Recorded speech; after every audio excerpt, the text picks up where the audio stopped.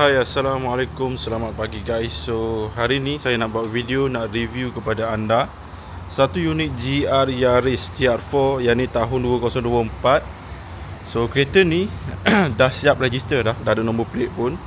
Dan kereta ni adalah kereta company. So memang lawa kereta ni. Kalau korang tengok yang mana nak cari GR Yaris, korang boleh tekan link dekat bawah. Kita ada banyak unit yang ready stock. Okay, so ini GR Yaris tahun 2024, model auto punya.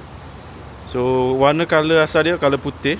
So yang mana nak cari kereta GR Yaris, nak buat dia punya wrapping ataupun nak buat dia punya style macam ni pun kita boleh buat guys. Okay, kita boleh buat. So boleh contact Din. Nombor dekat bawah kita ada GR Yaris 2023 2024, warna putih, warna merah, warna hitam dengan warna apa satu lagi, warna grey. Okay, so macam ni dah lawa, handsome teruk guys.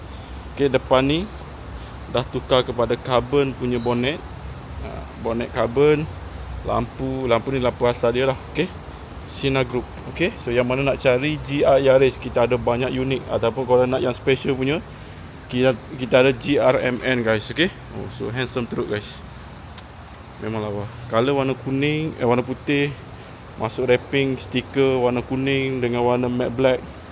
Lepas tu masuk Vortex punya, Vortex Racing Suzuka Japan.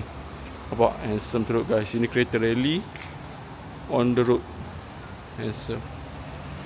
So yang mana nak cari kereta, nak wrapping macam ni pun boleh. Kita boleh buat sebelum delivery. Nak wrapping macam ni, nampak dia punya kemasan stiker wrapping dia memang lawa. Okay, nampak dia buat color matte black, sangat handsome guys. Okay, so yang mana berminat nanti boleh contact dekat bawah. Jumpa anda di showroom guys. Okay, Assalamualaikum, bye bye.